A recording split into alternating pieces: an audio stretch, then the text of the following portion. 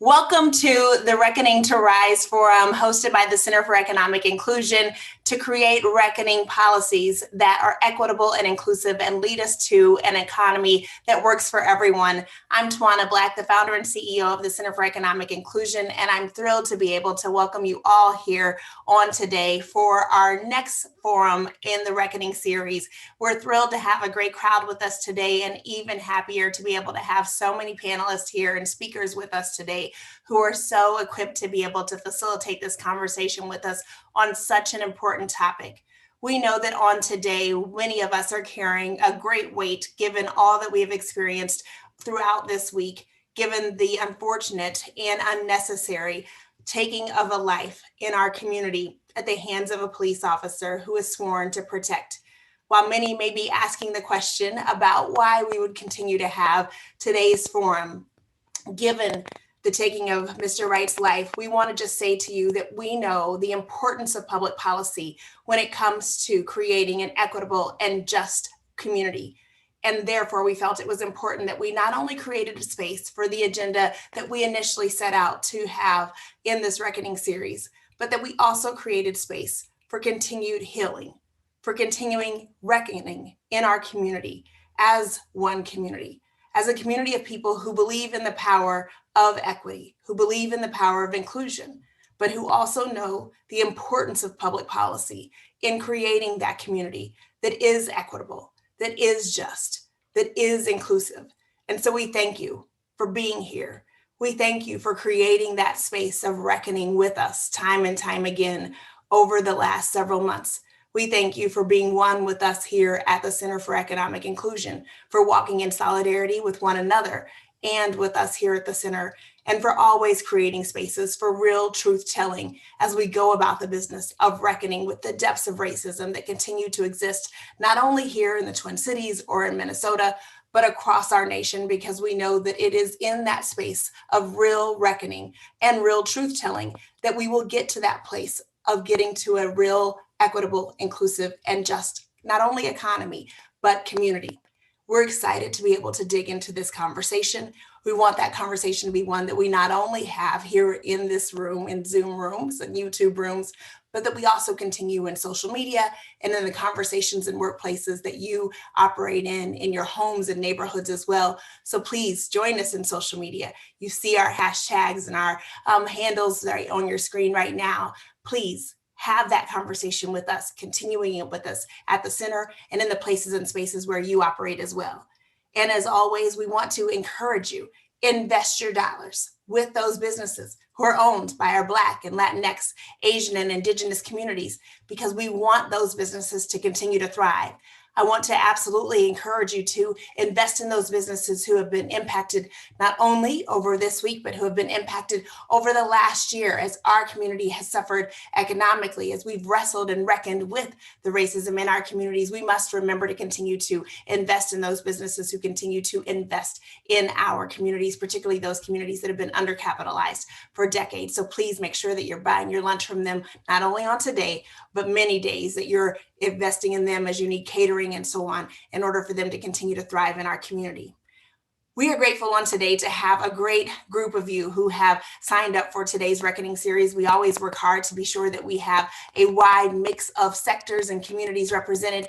And once again, you have done that. We have a great group from the private sector and public sector and nonprofit sector. We have a great mix of folks who are both leading in their organizations and who are directing functions, folks who are organizing on the ground and leading on the ground and in their communities. And we're grateful for that, because it takes each one of us understanding those policies that are driving the investments that are coming down from our federal government, who understand how those tax dollars that each one of us deploy are then being used back in our community, back in our economy, to drive equity and justice and inclusion. So we're grateful that each one of you are in the room. We hope that you use this room and this vehicle to be able to catalyze new relationships that you can go out and build on to create and foster this community, and that we can work on together as we advocate at the Capitol, as we advocate in the halls of our city halls throughout the entire state of Minnesota and across the country, and of course, those county halls as well.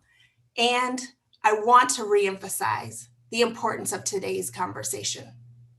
We take the time to be able to acknowledge the importance of life, the importance of acknowledging the role that power plays. Power in not only acknowledging that life must be celebrated, but the lives of all of us do matter. Black life matters. Black excellence matters. Black life deserves to be preserved. Justice deserves to be preserved. It must be preserved. We must ensure that we have policies in place that allow each one of us to be able to thrive in place. That requires us having people who have lived experiences in different communities, different racial and ethnic communities, different socioeconomic communities in office, advocating for different policies, having conversations and reckoning with the different levels and ties of racism that have kept us from getting to an equitable and just community and economy. It requires us to get real in spaces like this, but also in places like our streets and neighborhoods when it comes time to not only protest against injustice, but also times when it comes to healing. It requires us to be able to hear one another when we agree and when we don't agree. It requires us to be able to do that in moments of tension and heightened concern and at times of peace.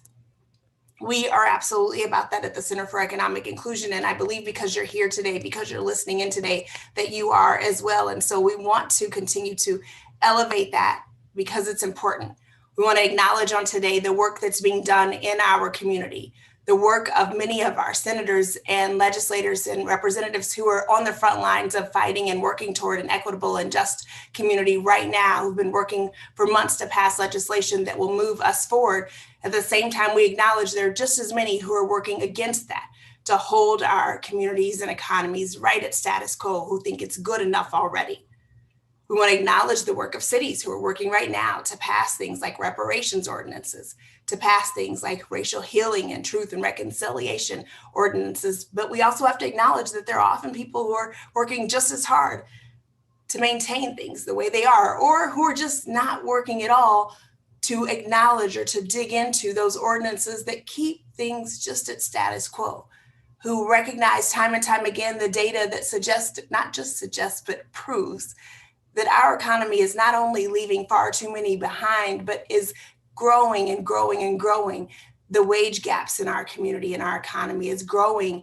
The employment gaps in our community, the housing gaps, the education gaps, those gaps that aren't attributed to people not wanting to thrive, but are attributed to the roots of racism.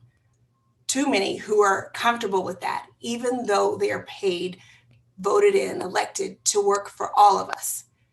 We have to not only celebrate the wins, we have to acknowledge where policy is standing in the way of progress. So today, as we talk about the dollars that are flowing into our state for federal appropriation, we have to be clear about how we work together as a community to drive real accountability, to ensuring that those dollars not only lead to some improvement, but lead to transformation, because this is a once in a lifetime opportunity as more than $250 billion prepare to flow through Minnesota's hands. If we sit by and don't call for transformation and don't monitor every cent to ensure that it results in transformation, shame on every one of us.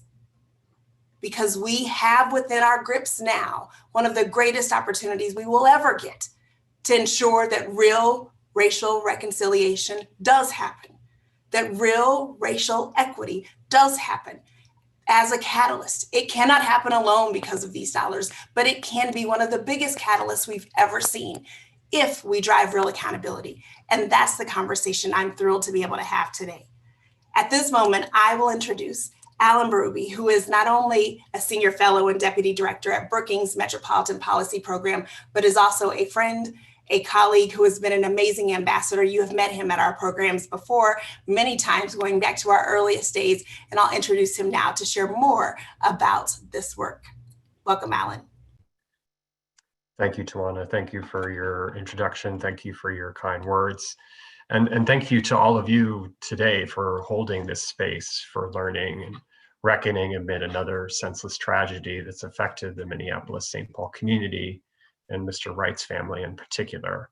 I only hope that the information that my colleagues and I at Brookings have to offer can contribute to the advancing the overdue cause of racial equity and justice in your region and others like it around the country. I agree with Tawana. I really do believe that this is a moment in which places can make real progress, but they need to seize it. They need to commit to it. And this is particularly the case with respect to the Federal American Rescue Plan Act that was just passed into law last month. So I'll provide an overview here in these brief remarks to help, I hope, set the table for the discussion that's going to follow with the panel. So we can advance to the first slide of my presentation. This $1.9 trillion American Rescue Plan Act, or what I'll abbreviate as ARPA in my comments, it has a number of different elements, and I'll talk about those elements in a few moments, but for purposes of the discussion today about local actions to advance equity, the most notable portion is the significant flexible fiscal aid that the Act provides to state, local, and tribal governments. And for those of you who followed or were involved in the deployment of dollars from the CARES Act back in the spring of 2020, soon after the onset of the pandemic, it's notable that the ARPA aid has several advantages relative to the aid in the CARES Act. First, there are likely to be, in the end, far fewer restrictions on how the dollars can be spent. Secondly, there's more money, including more money distributed directly to counties and cities rather than allocated through states. Third, the dollars are distributed based not only on population, but also based on need. And in many cases, the allocation formula employs the same formula used in the Community Development Block Grant Program, for those of you who are familiar with that. And then fourth, governments have a longer time period to spend these dollars. They have until the end of 2024 to do so, so over the next 3.5 years, and that gives them much more time to be thoughtful and strategic and to prioritize equity in those investments than they may have had the time to do with the original CARES Act. So moving on to the next slide, in total, the Act provides $350 billion in flexible fiscal aid. $220 billion of that is devoted to state and tribal governments, and then $130 billion is equally divided between cities and counties. This includes more than $600 million for county governments in the 7-county Minneapolis-St. Paul region, shown on the left-hand side here. And it includes $450 million delivered directly to the cities of Minneapolis and St. Paul, along with smaller amounts to other large suburban cities in the region. ARPA, it should be noted, also provides an additional $20 billion to smaller cities and towns, which actually states will distribute according to the population of those places. Just flipping to the next slide, importantly, I want to emphasize that the funding comes in 2 tranches. Half of it comes this May, and then the other half will come in about a year's time. So this table actually shows the amounts that local counties and cities can expect in the current fiscal year. The first thing that governments are going to do, and it's consistent with the intent of the Act, is to backfill the deficits that they incurred due to the pandemic, restoring personnel and service levels that they were forced to cut in response to the downturn. In almost all cases, though, this is going to leave these governments with significant flexible resources, both this year and next, to address the pandemic's inequitable impacts. In the following slide, I also want to make sure folks understand that these resources sit alongside an even larger package of investments in ARPA that also have implications for efforts to ensure an equitable recovery. These include a range of formula grants to states for things like K-12 schools, childcare providers, rental assistance, and capital projects.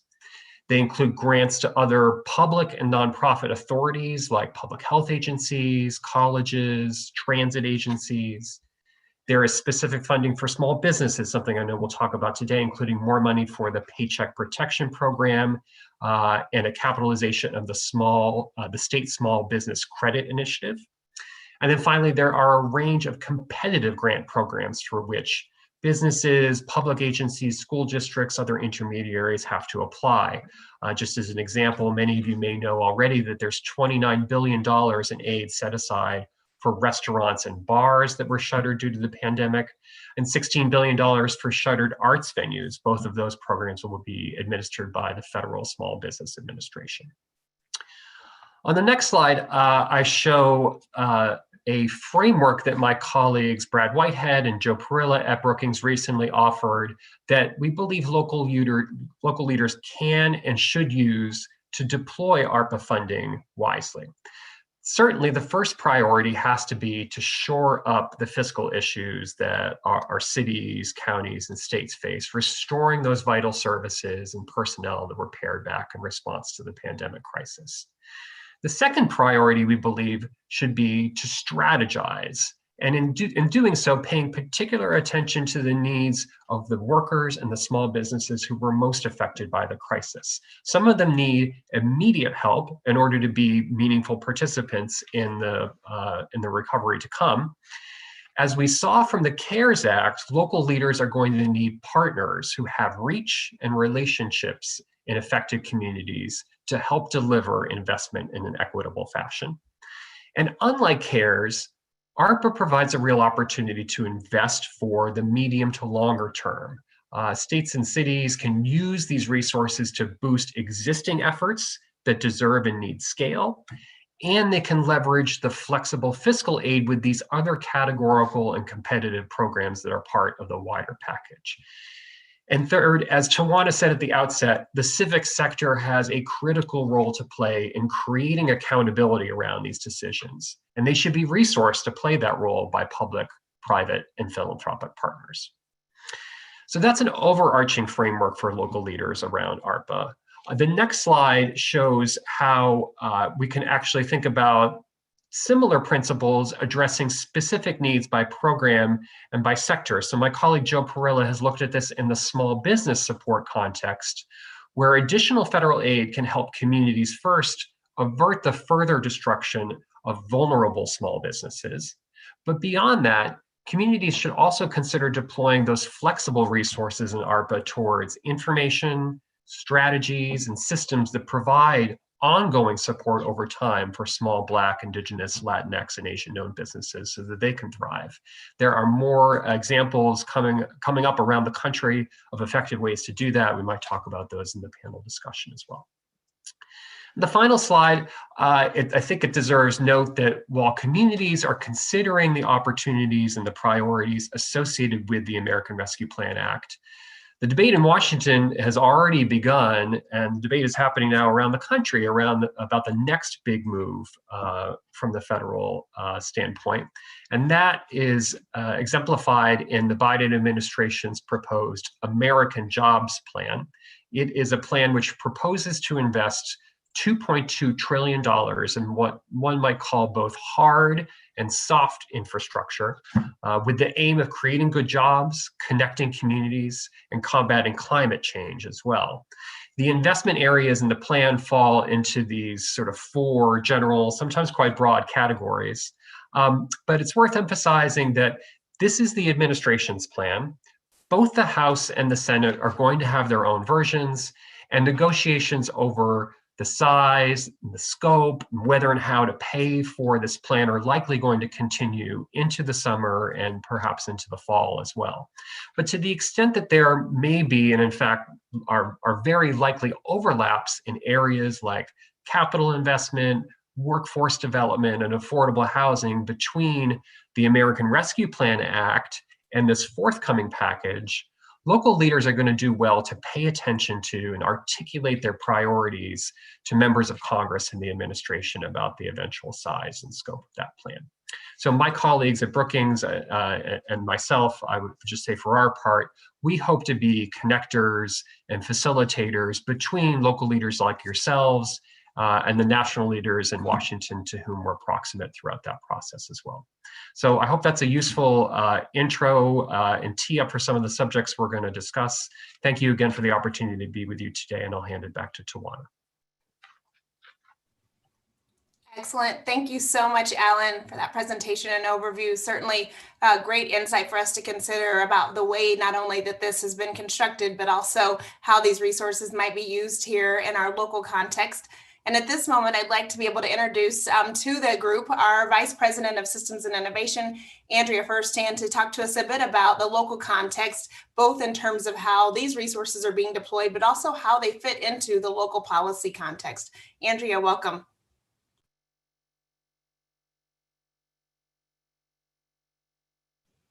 You're muted, Andrea.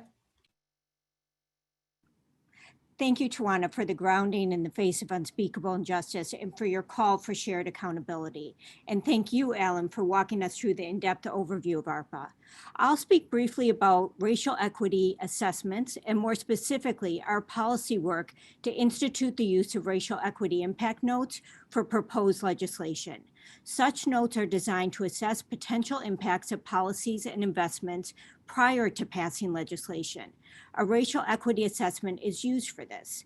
I'm speaking to this now not only because this approach to decision-making is long overdue, but because with largely unprecedented federal resources coming into the state, counties, and cities, it is an economic and moral imperative that we utilize a racial equity assessment to ensure that investment of ARPA dollars not only stimulates economic growth, but supports shared prosperity through investment in Black, Indigenous, Latinx, and Asian workers and business owners.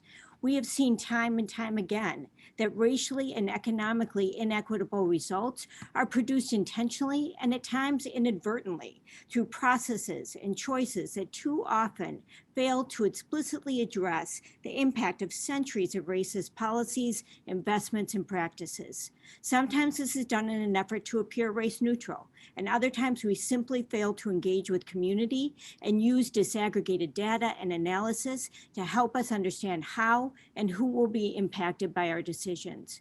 Whether we are building a highway, housing, or disseminating business development dollars, we should be in conversation with Black and Brown communities. We should be addressing longstanding inequities and devaluation of people and communities.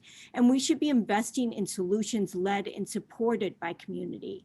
In response to this, the Center for Economic Inclusion, along with the Voices for Racial Justice and the Racial Equity Joy Coalition, have been urging legislators to pass the Equity Impact Notes Bill as a means for ensuring responsive policies and investments based on consistent analysis designed and informed by community and represented in Voices for Racial Justice's Racial Equity Impact Assessment. We'll provide a link to this in the chat so you can reference that.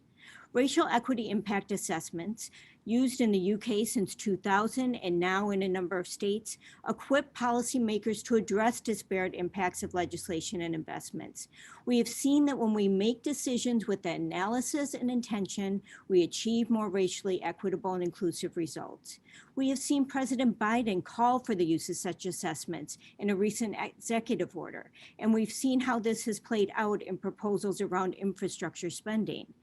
In addition, we have seen counties and cities, both locally and in places like King County and Seattle, implementing racial equity assessments to provide a systemic examination of how different racial and ethnic groups will likely be affected by a proposed action or decision.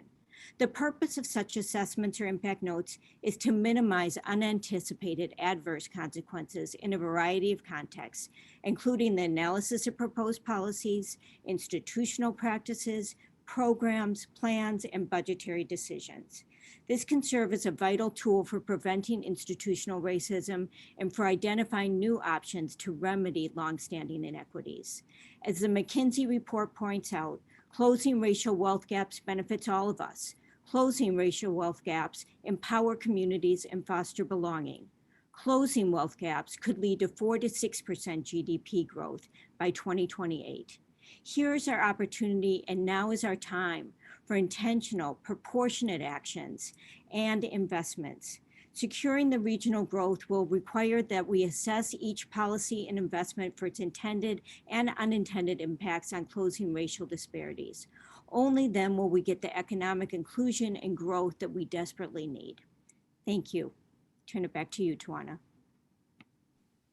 Thank you so much, Andrea. We really felt like it was important to be able to share this example of ways that, excuse me, the Center for Economic Inclusion and our local partners are working day in and day out to be able to ensure that our policymakers have the tools, knowledge, and resources that are necessary to center racial equity, inclusion, and building a just economy and community each time that policies are enacted in our state, not unlike the ways that other states have been able to use these tools, not only now as these significant resources are coming into our state, but long into the future.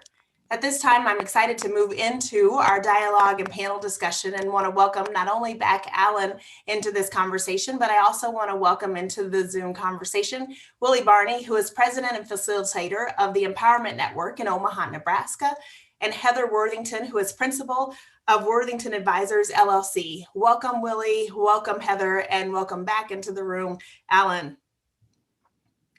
Thank you all for joining us on today. Thank you all for the great work that you are doing in your various spaces with so many organizations, cities, counties, state governments across the community, but also I appreciate, and one of the reasons that we were excited to have each of you in this conversation is your commitment to having communities, and in particular for driving racial equity and therefore having the voice of Black, Latinx, Asian, and Indigenous communities in those conversations, and in particular for shifting power as a part of those conversations, recognizing how important that is for us to get to equitable public policies and investments.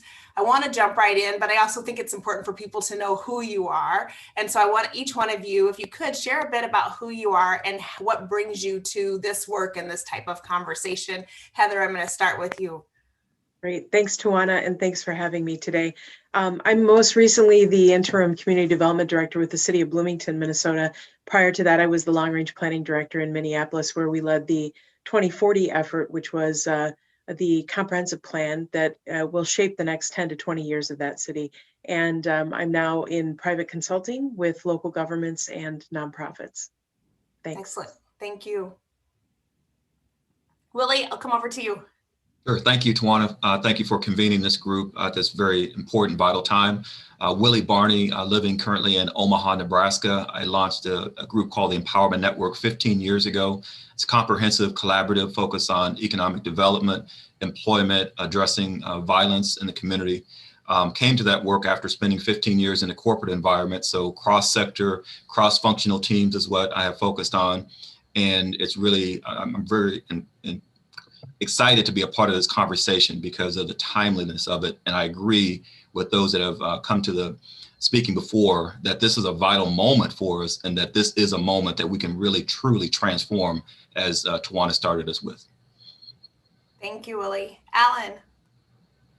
Hi again, everybody. I'm Alan Berube. I serve as the Deputy Director for the Metropolitan Policy Program at the Brookings Institution, which is a public policy think tank based in Washington, D.C.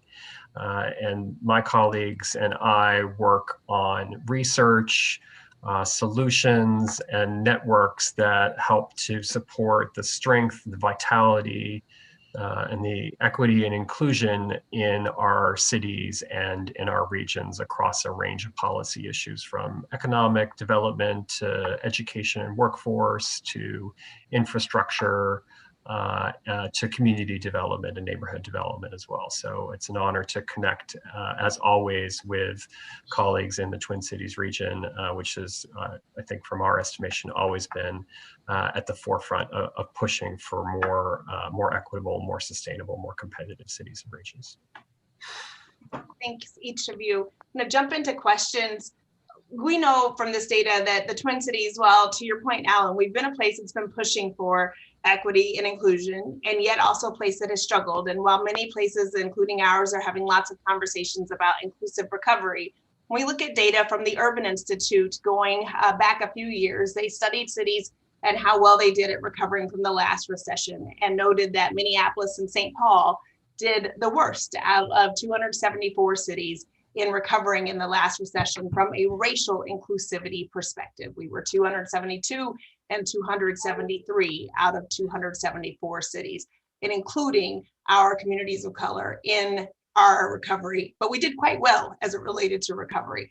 when we think about how we are recovering this time, and at the center, we've tried to get away from the word recovery and instead talk about how we reimagine our economy into one that truly is going to be inclusive for everybody. When we think about, unlike our CARES Act dollars, these dollars are so much more unique. Not only in size, but also you talked about it, Alan, the unique opportunity that we're given, our government leaders are given, the flexibility that we are being given. It's coming in 2 different rounds, a much longer time horizon to use these dollars. The question I have for you is, how should our policymakers and business leaders who are either advocating or lobbying those policymakers about how they use them, or thinking about how to use their dollars alongside these ARPA dollars, how should we be thinking about reimagining the economy to really get to inclusivity and economic growth at the same time? And how should the policies, the RFPs, the other processes, internal capacity, community engagement, how do we go about changing that, given the dynamics of ARPA and given the dynamics in our communities about where we are as a community? Sure. Well, I'll start, but would sort of love to, of course, hear from Willie and Heather as to how they might see this playing out at the local level. But I think the first job here is to actually embrace equity at the center of all of these decisions at the macro level and at the micro programmatic level in the deployment, not only of these flexible resources, but in the other resources that will flow through local governments, adjacent to local governments, and some of which they will compete for. I think the last time that we went through this, back during the Great Recession, I don't remember, from looking across many communities that we liaised with at the time, much of a commitment to focus on equity and to center equity and how they did their recovery planning. The order of the day at the time was shovel ready. So we just want to do the list of capital projects that we've had lying around, waiting for the dollars to show up. But those were not, in many cases, selected with regard to the benefits that would accrue to populations that have long been excluded from those kinds of economic opportunities. And so we got the results that we got, and you saw the kinds of trends that I think you all have seen in Minneapolis and St. Paul. The difference, the upside difference this time and the downside difference. The upside difference is that I think we are having a moment around equity and racial equity in the country that makes it increasingly impossible to ignore the priority that it has to take as we think about reimagining the economy. But also, this has been the most unequal economic downturn that the United States has ever experienced, certainly from an economic perspective, and then for some communities of color in particular who were most likely to work in the affected industries. So I think I'm just restating the principle behind putting equity at the center of what you do. I think there are a lot of mechanics, and the devil is in the details as to how to actually effectuate that through decision making. But as I responded to one good question in the Q&A, I think it's going to take creating a sort of partnership around this at the local level, led by the civic sector, that can actually hold public authorities to account around those decisions, and then to measure actually where the dollars go and how those line up with local values and priorities with respect to racial equity. Love that. Heather? Yeah. I'll just jump in and say that I think from an engagement standpoint, from a community engagement, demographic and data standpoint, we know where the disparities are. And I think we can start with that list, and people are very familiar with it. One of the things that we hear when we go out to the community frequently is, you already asked us what we think, and we already told you, and now you need to act on that. And so I don't think this is about an enormous amount of community engagement. I think this is taking data that we have through very reliable sources like CURA and other sources, and saying, we know where to tackle these issues. We know where the need is. We know where historic disinvestment has occurred. We know where communities are suffering. Let's be very intentional about where to put these dollars. Yeah, I would just add to that, Tawana, the three words that come to me: intentional, bold, and strategic.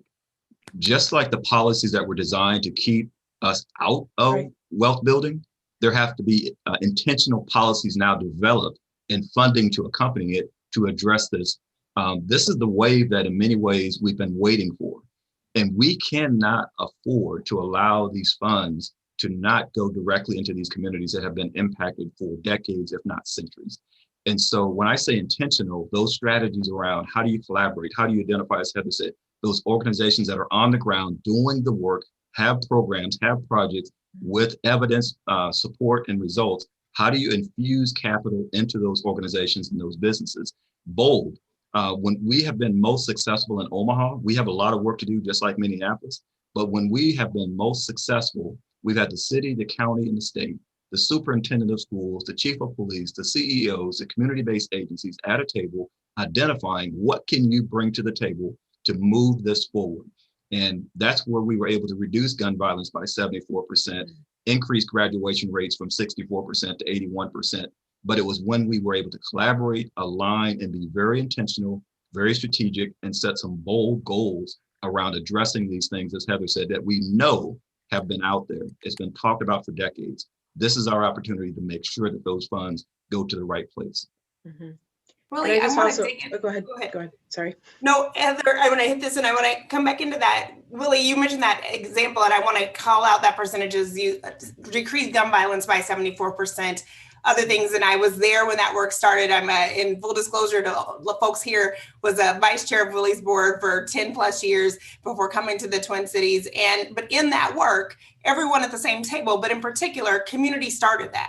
Absolutely. Black folks started that, built the framework, and then brought those other elected leaders to the table in that framework. And that's, as I dig into this question more deeply, that's my next part of that. And Heather, I know you've led this very type of work as long-range planning director in Minneapolis and have taken these same values now to other cities in your consulting work.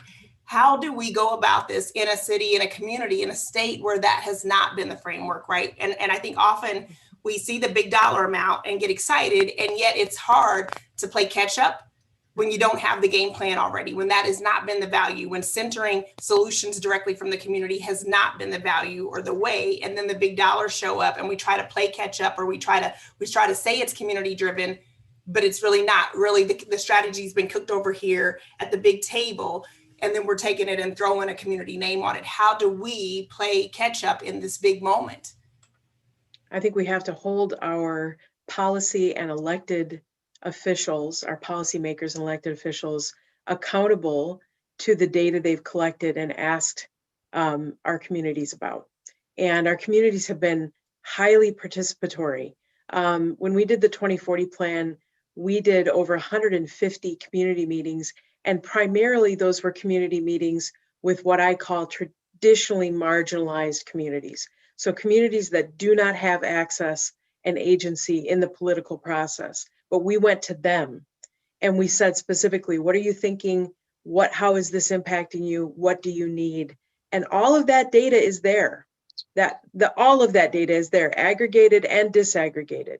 And so we can look to that. What we have to do as residents and citizens of this community is say to our elected officials, you have to use that data to make your decisions. That's really what it boils down to. I don't know, Tawana, I'll just weigh in. It has to be intentional. It has to go exactly where Heather was saying. You know where the pockets are. We've looked at it, we've researched it. I go all the way back to 68 when the Kerner report said employment, education, housing, improve community police relations, or you're going to be having the same issue decades from now. And this is what we've inherited. So I don't know that there's a whole lot new that has to be discussed. The community has said what the priorities are. We can align ourselves, align those various, the school system is going to have more funding. The police department is going to have more funding. The mayor's office is going to have more funding. But how do we then align those and make sure, to your point, Tawana, that those community-based agencies, we believe that those that are most impacted also should be at the table of decision-making. And so how do you quickly identify who those players are and make sure that the alignment of those resources and allocation of resources goes into the hand? I'm not afraid to say it. Look at Black-led organizations look at Latino-led organizations, Asian-led organizations that are out there doing good work, and make sure there's accountability built in across the board, but they're leading the work. And if it impacts them, they should be at the decision-making table and at the leadership forefront. Absolutely, appreciate that from both of you. I want to hit on the examples that Alan lifted up earlier from your colleagues at Brookings, that framework of stabilize, strategize, organize, that in terms of ways that cities, communities, states could look at these dollars and resources, and thinking about how that approach might also come into play, in particular here as we think about this was the first year Minneapolis, St. Paul, we've been stagnant in our ability to address the wage gap, which is bad enough in itself, for about 15 years.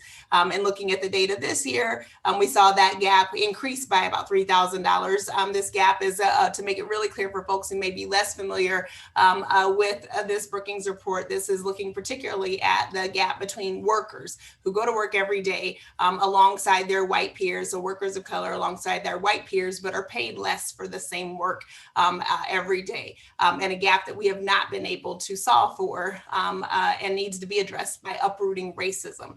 I want to dig into how we might look at promising models or approaches for addressing this, and in particular for looking at how we get investments in this. Are there things that you all have seen maybe in this market, maybe across the country, at helping policymakers get to that? And I think even in our own communities, sometimes the mentality, and often here in our circles, we talk about the scarcity mentality, that we get a bit scared to call out.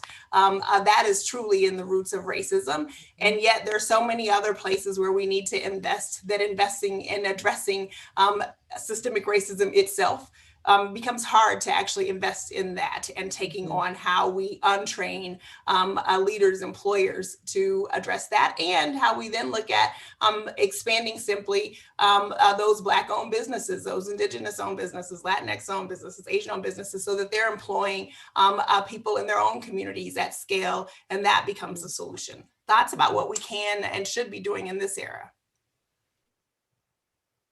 I guess I'll jump in and just say that I think there's an enormous opportunity to unlock private capital in this conversation. So thinking about how those dollars, those federally produced dollars, are utilized to leverage additional local dollars that can help to address these deeper capital needs, right? So there's some really massive capital needs in the Twin Cities that will take a private-public approach.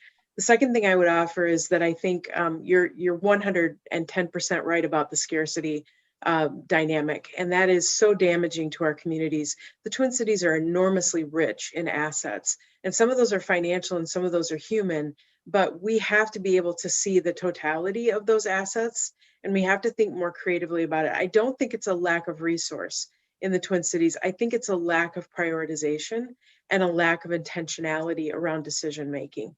And then the third thing I would offer, and I think this is an area that I haven't read too much about yet, but I'm really curious to see how our unions, and specifically how our trade unions, address the need for skill building and career building within our Black, Indigenous, Latinx, and Asian communities.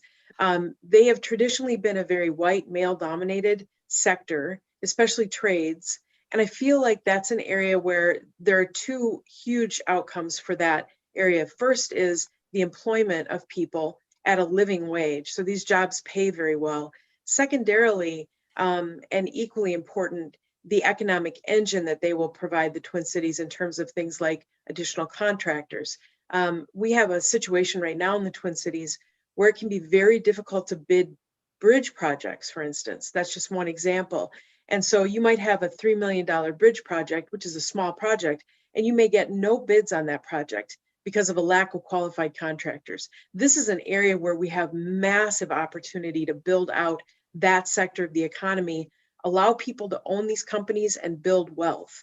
And that's a really, I think, important opportunity. The unions are important because they're training people and they are sustaining those professions. So we need them to open their doors and open their ranks to members who represent Black, Indigenous, Latinx, and Asian members in our community. I'll pick up on what you're saying right there, Heather, because I think it's very wise and pertinent with regard to the fact that, as I was talking about in the presentation, ARPA in some way, if places are strategic about it, can set the stage for what the American Jobs Plan eventually becomes. So to the extent that communities take advantage of these new flexible resources to, for instance, build much greater diversity, equity, and inclusion into the skilled trades, that will position them much, much better for what will be significantly larger infrastructure dollars to follow in the American Jobs Plan.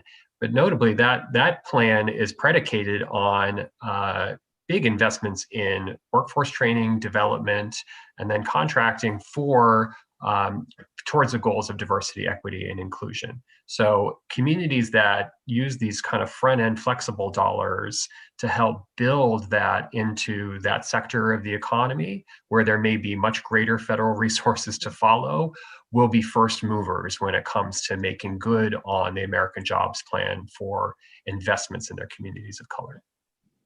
And lest you think this is just a trades issue, it's also about engineers and planners. And we also need more technical people, obviously, to grow those sectors of our economy that are so strong. But this is just one where I feel like there are some really interesting leverage points.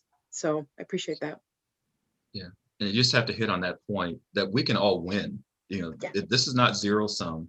Somehow that has to get through. The data that Tawana and others have put together that says, what is it, $13 billion will be added to the economy. $13 billion will be added to the economy. You can expand the pie and everybody is able to participate. I think sometimes we do. We're afraid of that, or people think if this group advances that I'm going to be left behind. That simple, looking at the bigger picture, $13 billion will be added to the economy. And now let's look at those strategies that have been successful and invest in those and continue to expand. Again, where we've had the greatest success, and again, Heather, coming back to you, is identifying those sectors that we know are going to grow. There are companies out there, organizations out there, I guarantee you, somewhere in the Twin Cities that know how to reach those audiences. How do you make sure that those resources are aligned to them to be able to fill those gaps and building wealth? We've seen initiatives. Tawana, you asked about things nationally. One of the things that we've done is the Legacy Wealth Initiative, where we just took a small cohort, and of that cohort of 25 people, 5 purchased homes, 3 launched businesses, 1 scaled a business, but it was concentrated cohort type approach. And that may be something that we can use in employment, in home ownership. How do we build cohorts based on those organizations that are on the ground doing the work right now? I love a couple through lines between what each one of you have said in this last section here. And I want to remind the audience they can drop questions in the chat. I'm going to go to that next. But this opportunity for building wealth, which we know is significant here as we talk about equity and wealth generation, but also addressing historic wealth extraction that has taken place, certainly in our Indigenous communities, our Black communities, the opportunity to really focus intentionally on business creation, home ownership as vehicles for being able to drive wealth creation, and in new ways that historically, when we look at our traditional state dollars, our traditional local dollars, the ways that our hands are tied often in government, perceived or real, don't cause those dollars to flow in creative ways. I think here you've each offered opportunities for us to think about these dollars in new ways. And I think the public-private mirroring of dollars as well. When we think about a place like Minnesota, where we have so many corporations headquartered here, so many major declarations around procurement dollars going out, one of the things we know is we need significantly more corporations or businesses at scale in those sectors, to your point, Heather, that can be supplying those corporations goods and services. And this is an opportunity, we believe at the center, to be able to scale those businesses. Some may be creation, some may be purchasing from businesses that are going to close due to retirements anyway, and ensuring that those go into hands of Black folks, hands of Indigenous or Latinx or Asian folks, to ensure that we continue to scale in these communities and build wealth, having a line of sight toward how do these dollars result in building wealth and measuring it in that. I want to go to one of the questions that we have in the chat. This is following a question that Alan answered in a written form about how do we develop some standardized approach for determining how money is given out and why, similar to investments and or in healthcare or the NSF, and making sure that we have an equitable impact in where it needs to be. This person says, as others have said, if you can't measure it, you can't manage it. Do we need something more formal or more like a formal or structured framework than simply the local level where it occurs and leave it open? Seems loose to me in my tax dollars.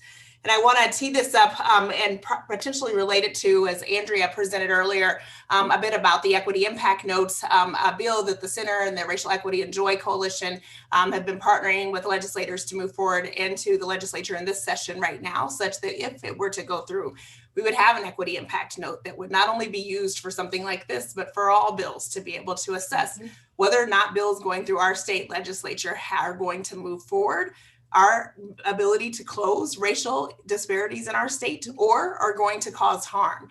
Are there other ways that you all might suggest, that this one's directed toward Alan, but others even, ways that we should be intentional about these ARPA dollars to ensure that we know they're moving us forward, particularly given to the points you raised, Alan and Heather as well, that we know where we are and we know that these are meant to address the uneven harm that has occurred throughout the last year.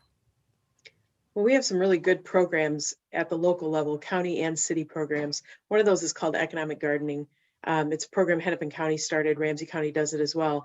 But these are programs that are intended to grow mid-level businesses. So they're an investment in mentoring and in learning for those mid-stage businesses.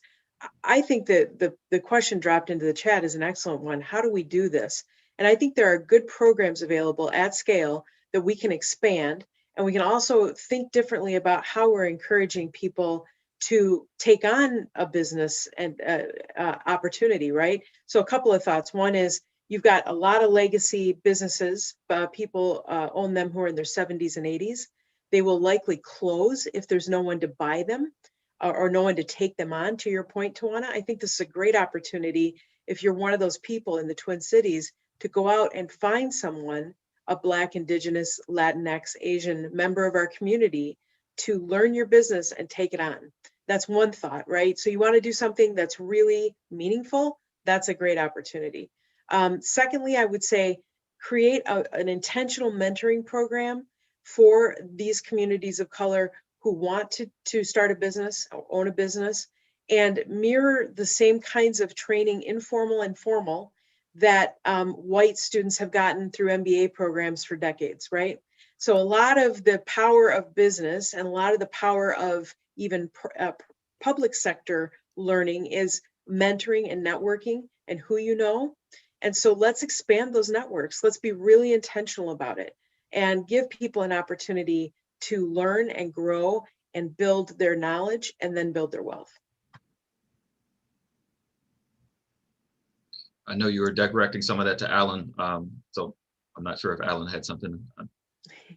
I just want to recognize that I think it is a really important question for certainly your region, but really every region, as to what is the mechanism that we are going to use over the next 2 to 3 years, right? And again, communities have until the end of 2024 to spend the dollars, but what is a common mechanism that we can use to ensure that the way that local governments and state governments are spending these dollars adhere to a strategy and B, that strategy embraces the goals of economic equity, racial equity, so that A, you're sort of measuring where the dollars go, and then ideally B, measuring the kinds of impacts that they're having on the near-term goals around building more equitable outcomes into your workforce, into business ownership, into community wealth. So there has to be a gathering spot for that. I believe it should exist somewhere in the civic sector, but have partners from the public sector, from the private sector, from the philanthropic sector. You all are famous in the Twin Cities region for having dashboards at the regional level, at the local level. I was grateful to partner with the Center on the Indicators of an Inclusive Regional Economy. So here comes like real resources to actually bend those indicators in the right direction. I think the question is, what is that mechanism that you all are going to put in place to ensure that that happens? Tawana, if it's okay, I just want to chime in real quick on that. One thing is identify someone in your community They know where the Black businesses are. Who has that list of Black businesses, Asian business, Latino? Get those lists as quickly as possible. Get them ready, because there is a 4-year window, but it's going to move quickly. Yeah. What are they doing right now? Who's ready? How do you get them ready? How do you equip and got to be bold. There's going to be some intentional training that has to be done, making sure that they are ready for that. Identifying the Black media, the Asian media, the Latino media, whoever's reaching those communities, because you're going to need them at some point to spread the word and the opportunity, because some of the community, there's so much other stuff going on that they don't realize that there are dollars in here to support Black businesses, to support those urban economies. What media is out there that can help you tell the story? And I agree 100%, Alan, setting up, and Tawana, I encourage the center to do it. If you're not doing it, help set up that score. We're big on scorecards, and we have a scorecard here for the police department, for the educational system. What is the scorecard for this plan, and how is it broken down by race, ethnicity, and geography, to reinforce at the city, county, state level, federal level, that as these dollars are coming in, somebody has to hold that scorecard and look at what percent is impacted by race, by ethnicity, and by geography, and then dedicating. And even on the front end, I was on a call last week where on the front end, can you collectively encourage, advocate for on the front end, and a specific percentage of these funds being allocated by geography or even by race, by ethnicity on the front end? So those are some of the things that I would just throw out, but it's doable. I just want to encourage the group. I know we're closing out, but it's doable. This can happen. This is the moment you've been waiting for, working towards. So I'll leave it there. This can happen. Like every one of these, you all have been phenomenal. I am so blown away every time that we come together for Reckoning. And each time I also wish we had another hour to be able to go even more deeply into this conversation and topic. A big thank you to each one of you, Alan, Willie, Heather, and Andrea. Thank you so much for not only the knowledge, but also for getting real with us about what this takes. I want to say a big thank you to our audience as well, for your engagement and for your questions and comments and resources. The resources will continue to be available. We'll share them out with you. We want to encourage you to take the survey and share that, your knowledge, your ideas with us for additional programming that we can share with you as well. And we want to remind you that we need your partnership. Advocacy is key to this. Not only your personal advocacy, but also encourage your corporation to lean into this as well and ensure that they are using their voice, their corporate voice, to be able to drive inclusive and equitable growth and policy making and decision making, as our state is making decisions right now about how these dollars and resources will be used to drive accountability and an inclusive and equitable economy in our state. So please use your voice to the fullest extent possible in the bold and strategic and intentional ways that our guests talked about on today. We thank you so much. Please make sure that you take the survey that will pop up right after we close out on today. Thank you, and we look forward to seeing you at the next Reckoning to Rise.